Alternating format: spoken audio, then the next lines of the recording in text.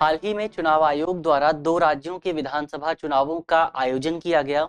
इसके अलावा राजधानी दिल्ली में भी नगरपालिका के चुनावों में मतदान हुआ। इन चुनावों में चुनाव परिणाम के बाद जो एक चीज सबसे ज्यादा प्रमुख रहती है वो रहता है एग्जिट पोल। आज इस वीडियो में हम इसी एग्जिट पोल के मामले में तमाम जो पहलू हो सकते हैं उन पहलुओं को जानने की कोशिश करेंगे। हम जानेंगे कि एग्जिट पोल क्या होता है, इसके अलावा एग्जिट पोल किस तरह से काम करता है, एग्जिट पोल का विरोध क्यों होता है और इसकी शुरुआत कब से हुई, भारत में इसको लेकर क्या कानून मौजूद हैं, इन तमाम बिंदुओं पर बात करेंगे। मेरा नाम है अक्षय और आपका स्वागत है दृष्टि आईएएस की इस नई वीडियो में। वीडियो शुरू करते हैं।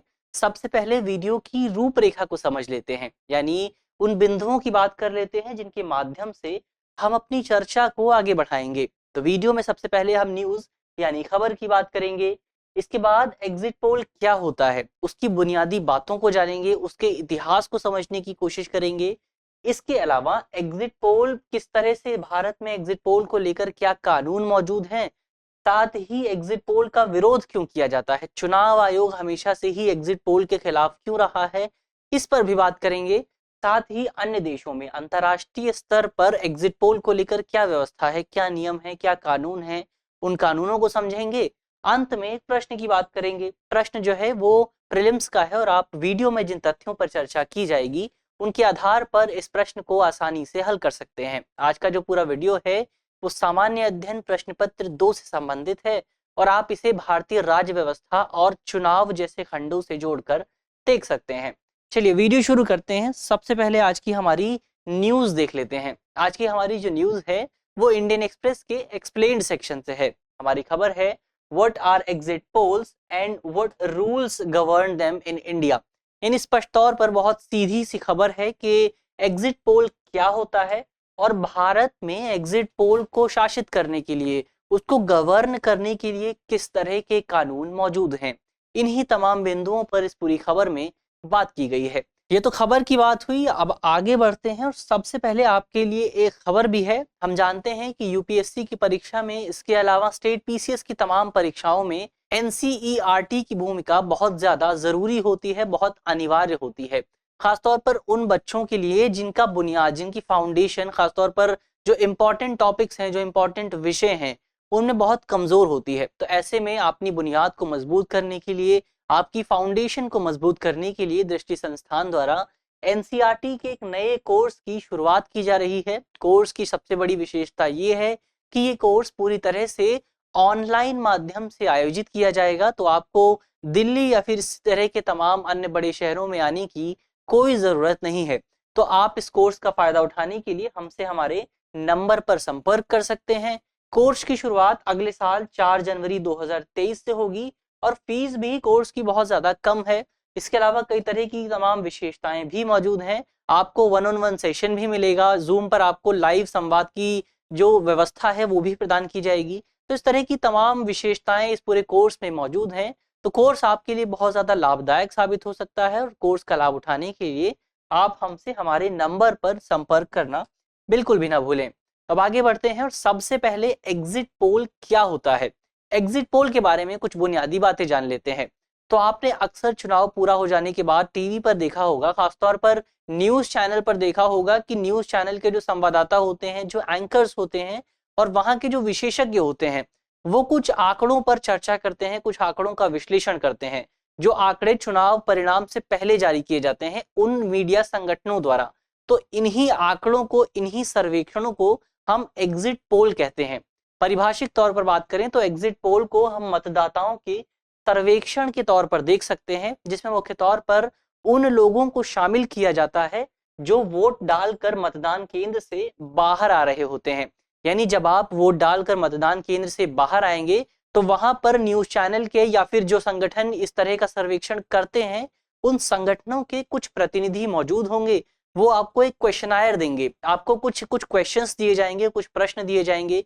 जैसे प्रश्न ये हो सकता है कि आपका फेवरेट नेता कौन है, या आपने किस पार्टी को वोट किया है, या फिर आप किन मुद्दों को लेकर वोट करने गए थे, आपको सरकार की कौन सी नीतियां पसंद आई हैं। इस तरह के तमाम क्वेश्चंस हो सकते हैं और इन क्वेश्चंस के आंसर के आधार पर, आपके साक्षात्कार के आधार पर एक सर्वेक्षण तैयार किया जाता है।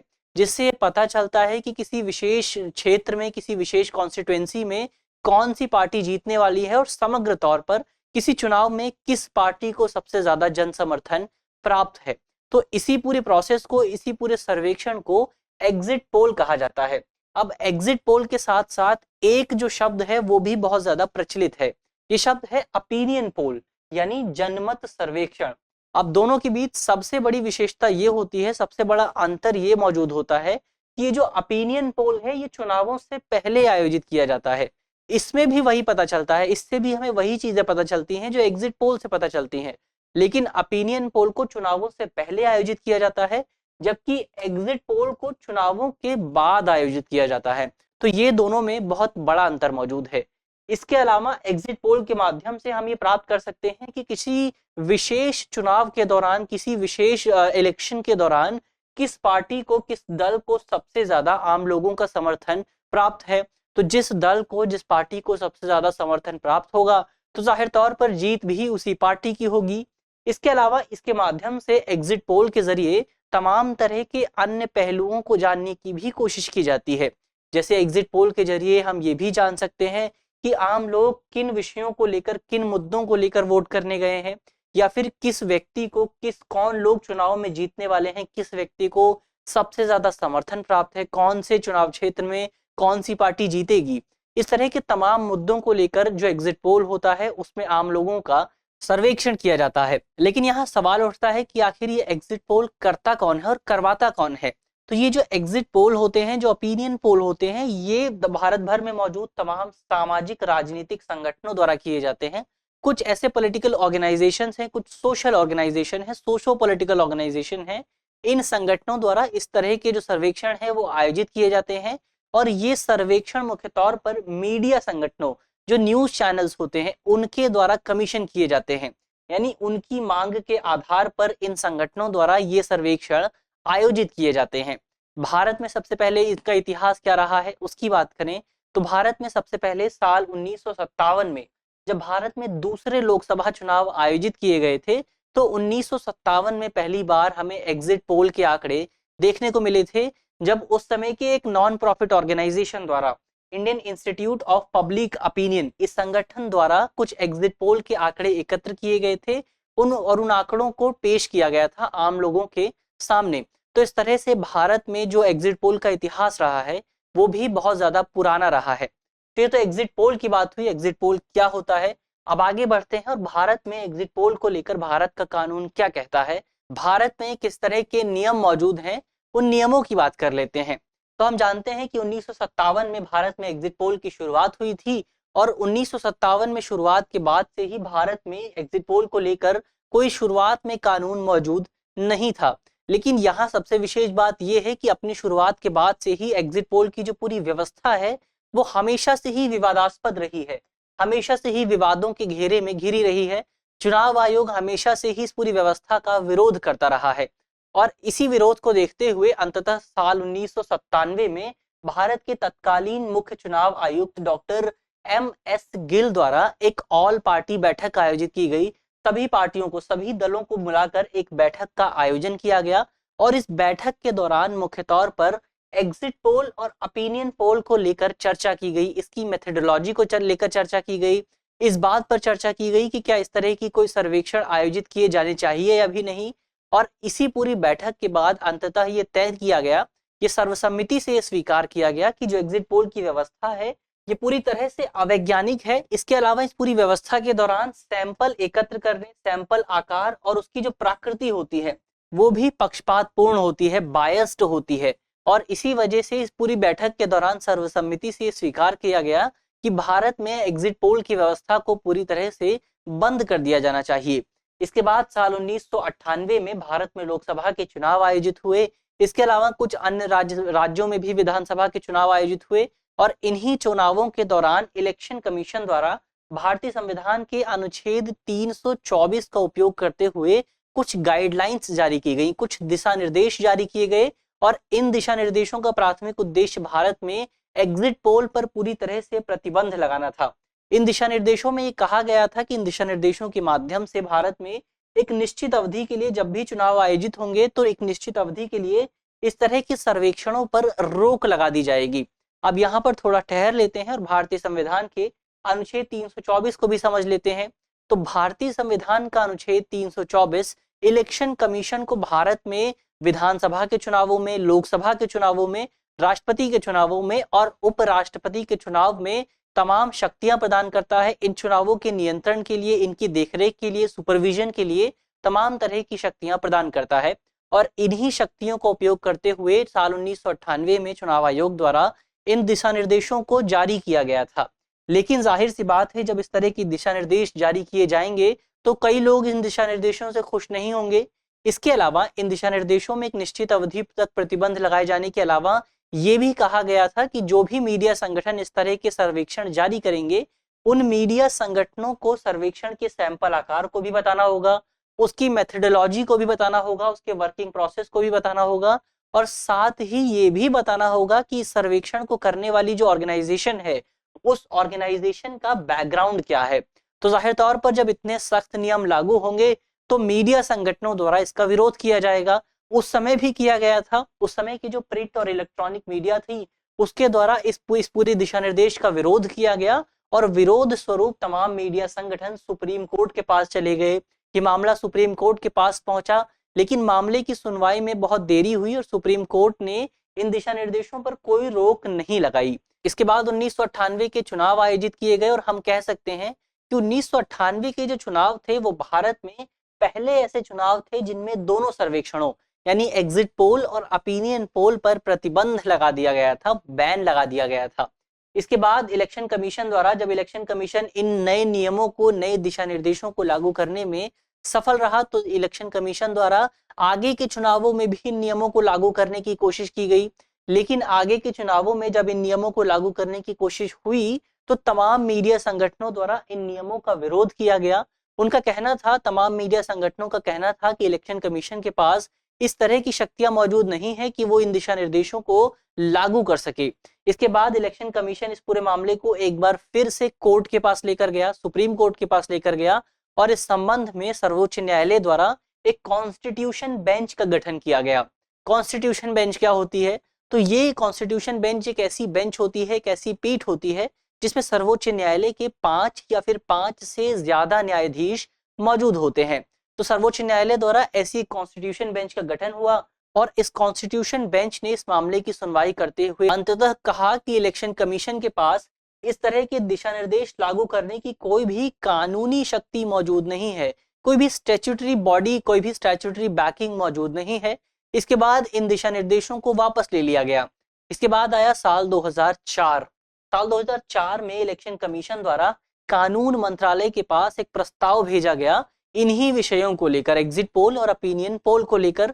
और इस पूरे प्रस्ताव को, इलेक्शन कमीशन के इस प्रस्ताव को कई राजनीतिक दलों का, कई जो क्षेत्रीय राजनीतिक दल थे, कई जो नेशनल पार्टीज मौजूद थी, उन पार्टीज का समर्थन भी प्राप्त था। इसके बाद जो प्रस्ताव भेजा गया था इलेक्शन कमीशन द्वारा, उस प्रस्ताव में ये मांग की गई थी कि भारत सरकार द्वारा, कानून मंत्रालय द्वारा भारत में लागू जनप्रतिनिधि अधिनियम में संशोधन किया जाना चाहिए और इस संशोधन के जरिए निर्दिष्ट अवधि के लिए, एक निश्चित अवधि के लिए भारत में होने वाले तमाम चुनावों के दौरान एग्जिट पोल और ओपिनियन पोल दोनों ही तरह के सर्वेक्षणों पर पूरी तरह से प्रतिबंध लगा दिया जाना चाहिए। क्यों लगा दिया जाना चाहिए, इस पर हम आगे बात करेंगे। फिलहाल प्रस्ताव पर बात करते हैं कि यह प्रस्ताव कानून मंत्रालय को भेजा गया था। अब प्रस्ताव भेजने के बाद बहुत लंबे समय तक प्रस्ताव पर कोई विचार नहीं किया गया। इसके बाद आया साल 2010 और साल 2010 में अंततः भारत सरकार द्वारा इलेक्शन कमीशन की इन सिफारिशों को स्वीकार किया गया। हालांकि आधी सिफारिशों को ही स्वीकार किया गया था और अंततः भारत सरकार द्वारा जनप्रतिनिधि अधिनियम में संशोधन किया गया और संशोधन के जरिए इसमें एक नई धारा को शामिल किया गया। इस नई धारा का नाम था धारा 126A। इस नई धारा को शामिल किया गया और इस धारा के जरिए भारत में एग्जिट पोल पर पूरी तरह से प्रतिबंध लगा दिया गया। कहा गया कि एग्जिट पोल भारत में तब तक प्रकाशित नहीं किया जा सकता है, तब तक प्रसारित नहीं किया जा सकता है जबकि भारत के तमाम मतदान केंद्रों पर, जहां भी चुनाव हो रहे हैं वहां पर मतदान केंद्रों पर अंतिम वोट न डाल दिया जाए, तब तक कोई भी एग्जिट पोल प्रकाशित नहीं किया जा सकता है। तो स्पष्ट तौर पर हम कह सकते हैं कि भारत में ओपिनियन पोल को लेकर कोई नियम मौजूद नहीं है, लेकिन एग्जिट पोल को लेकर नियम जरूर मौजूद हैं। तो ये तो कानूनों की बात हुई, नियमों की बात हुई। अब हम आलोचना की बात करते हैं, विरोध की बात करते हैं कि आखिर चुनाव आयोग द्वारा, राजनीतिक दलों द्वारा इस पूरी व्यवस्था का विरोध क्यों किया जाता है। तो चुनाव आयोग, हमने पहले ही बात की, हमेशा से ही इस पूरी व्यवस्था का विरोधी रहा है, इस व्यवस्था का विरोध करता रहा है। चुनाव आयोग का कहना हमेशा से ही रहा है कि इस पूरी व्यवस्था की वजह से मतदाताओं को प्रभावित करने, उनको इन्फ्लुएंस करने की कोशिश की जाती है। और जब मतदाता इस तरह की व्यवस्था के माध्यम से इन्फ्लुएंस होते हैं तो भारत का लोकतंत्र, भारत की डेमोक्रेसी और ज्यादा कमजोर हो जाती है। क्योंकि एक मजबूत लोकतंत्र में जो मतदाता होते हैं वो बिना किसी बाहरी दबाव के अपना निर्णय ले सकते हैं। लेकिन जब इस तरह के एग्जिट पोल सामने आते हैं, इस तरह के ओपिनियन पोल सामने आते हैं, तो मतदाता किसी न किसी स्तर पर प्रभावित होते हैं, इन्फ्लुएंस होते हैं, और उन पर किसी एक विशेष पार्टी के पक्ष में मतदान करने का दबाव और ज्यादा बढ़ जाता है, उसका नैतिक दबाव बढ़ जाता है, सामाजिक दबाव बढ़ जाता है। तो इसकी वजह से भारत का लोकतंत्र और ज्यादा कमजोर होता है।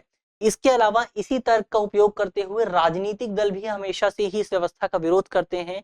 राजनीतिक दलों का हमेशा से आरोप रहा है कि ये जो ओपिनियन पोल होते हैं, जो एग्जिट पोल होते हैं, वो उनके विपक्षी दलों द्वारा आयोजित किए जाते हैं, उनको कंडक्ट किया जाता है, उनको फंडेड किया जाता है, फंड दिया जाता है। और विपक्षी दल क्यों करते हैं? तो इस पूरी व्यवस्था के माध्यम से जो अपोनेंट होता है वो मतदाताओं को अपने पक्ष में प्रभावित करने की कोशिश करता है। तो ये तो दूसरा तर्क हुआ। इसके अलावा हमेशा से ही कई जानकारों द्वारा ओपिनियन पोल और एग्जिट पोल में इन तमाम सर्वेक्षणों की निष्पक्षता पर भी सवाल उठाया जाता रहा है। अक्सर ये कहा जाता है कि इन तमाम जो सर्वेक्षण आयोजित करने वाली संस्थाएं होती हैं, जो सोशो पॉलिटिकल ऑर्गेनाइजेशंस होते हैं, वो ऑर्गेनाइजेशन अक्सर किसी न किसी राजनीतिक दल से जरूर जुड़े होते हैं। और इन राजनीतिक दलों से जुड़े होने की वजह से इन सर्वेक्षणों में उनके पास जो भी आंकड़े आते हैं, उन आंकड़ों को केवल एक विशेष राजनीतिक दल के दृष्टिकोण से ही पेश करने की कोशिश की जाती है, ताकि उस दल को इन आंकड़ों से फायदा हो सके। इसके अलावा अक्सर सैंपल के आकार और सर्वेक्षण विधि पर भी कई कई बार सवाल उठाए जाते रहे हैं। अक्सर ये कहा जाता है कि कई ओपिनियन पोल्स में, एग्जिट पोल्स में सैंपल का आकार बहुत छोटा होता है, क्योंकि भारत की जनसंख्या बहुत ज्यादा है। तो ऐसे में मात्र 1 लाख या 2 लाख के सैंपल से तमाम जनसंख्या के तमाम लोगों की राय को जानना, उनकी धारणा को जानना बहुत मुश्किल हो जाता है। इसके अलावा अगर सैंपल आकार भी बड़ा रहता है तो अक्सर ये भी देखा जाता है कि सैंपल का डिस्ट्रीब्यूशन भी बहुत गलत रहता है। किसी एक क्षेत्र से बहुत ज्यादा लोगों का सैंपल ले लिया गया, जबकि किसी दूसरे क्षेत्र से बहुत कम लोगों का सैंपल लिया गया। तो सैंपल डिस्ट्रीब्यूशन भी, यानी इसका जो मेथड है, जो सर्वेक्षण का मेथड है, वो भी इस संबंध में हमेशा से ही विवादास्पद रहा है। तो ये तो विरोधों की बात हुई कि विरोध क्यों किया जाता है, क्या तर्क दिए जाते हैं, इस पूरी व्यवस्था में कौन कौन सी कमियां मौजूद हैं, उनकी बात की हमने। अब आगे बढ़ते हैं और दुनिया के अलग अलग देशों में अंतर्राष्ट्रीय स्तर पर किस तरह की व्यवस्था मौजूद है, उस व्यवस्था पर बात कर लेते हैं। तो सबसे पहले यूरोपीय देशों की बात करते हैं। यूरोपीय यूनियन की बात करें तो यूरोपियन यूनियन के तकरीबन 16 देश ऐसे हैं जहां पर जनमत सर्वेक्षणों पर पूरी तरह से प्रतिबंध लगा दिया गया है। अब इस प्रतिबंध की अवधि अलग अलग देशों में अलग अलग तरीके से निर्धारित की गई है। कई देशों में ये जो अवधि है ये 1 महीने से भी ज्यादा समय की है, जबकि कई देशों में ये जो अवधि है पूरी प्रतिबंध की, ये 24 घंटे के आसपास है। जैसे फ्रांस में ये जो पूरे बैन की जो पीरियड होता है वो 24 घंटे का होता है। तो ये तो यूरोपीय देशों की बात हुई। इसके अलावा यूनाइटेड किंगडम की बात करें, यूके की बात करें, तो यूनाइटेड किंगडम में सर्वेक्षणों के प्रकाशन पर कोई भी प्रतिबंध नहीं लगाया गया है। यानी कोई भी मीडिया ऑर्गेनाइजेशन अपनी सहूलियत के हिसाब से इस तरह के आंकड़े पेश कर सकता है। लेकिन एक प्रतिबंध ये है कि ये जो आंकड़े हैं ये केवल मतदान पूरा होने के बाद ही लागू किए जाएंगे, बाद ही प्रसारित किए जाएंगे। जब तक मतदान पूरा नहीं हो जाता इन आंकड़ों को आम लोगों के सामने पेश नहीं किया जा सकता है। इसके अलावा अमेरिका की बात करें, यूएस की बात करें, तो अमेरिका में जनमत सर्वेक्षणों को मुक्त अभिव्यक्ति यानी फ्री स्पीच का एक इम्पॉर्टेंट एलिमेंट माना जाता है, एक अभिन्न अंग माना जाता है। तो ऐसे में अमेरिका अमेरिका की जो मीडिया है वो किसी भी समय इस तरह के आंकड़े प्रकाशित कर सकती है, चाहे चुनाव आयोजित किए जा रहे हो या फिर ना किए जा रहे हो। तो ये तो हमने अलग अलग देशों में क्या व्यवस्था है उसकी बात की, और इन व्यवस्था से भारत क्या सीख सकता है, आप उस सीख को भी देख सकते हैं। तो ये अंतर्राष्ट्रीय स्तर पर क्या व्यवस्था है उसकी बात हुई। अब अंत में एक प्रश्न पर बात कर लेते हैं। प्रश्न जो है वो प्रीलिम्स का है, प्रीलिम्स के स्तर का है और आप वीडियो में जिन तथ्यों पर चर्चा की गई है उनके जरिए इस प्रश्न को हल कर सकते हैं। आज का हमारा प्रश्न है कि निम्नलिखित तथ्यों पर विचार कीजिए। हमारा पहला कथन है कि भारत में एग्जिट पोल को लेकर कोई कानून मौजूद नहीं है। हमारा दूसरा कथन है कि एग्जिट पोल की शुरुआत साल 1952 में पहले लोकसभा चुनावों के समय हुई थी। आपको बताना है कि इनमें से कौन सा कथन सही है। केवल एक सही है, केवल दो सही है, एक और दो दोनों सही है या फिर दोनों ही गलत हैं। आप कमेंट बॉक्स में सवाल का जवाब दे सकते हैं। मुझे आशा है कि इस वीडियो के माध्यम से, इस वीडियो के जरिए जिन बिंदुओं पर चर्चा की गई है वो आपको समझ में आएंगे और यदि आपके प्रश्न पत्र में इससे संबंधित कोई भी सवाल आता है तो आप उसे आसानी से हल कर सकेंगे। इस तरह की अन्य वीडियो देखने के लिए आप हमारे चैनल को भी सब्सक्राइब कर सकते हैं। धन्यवाद।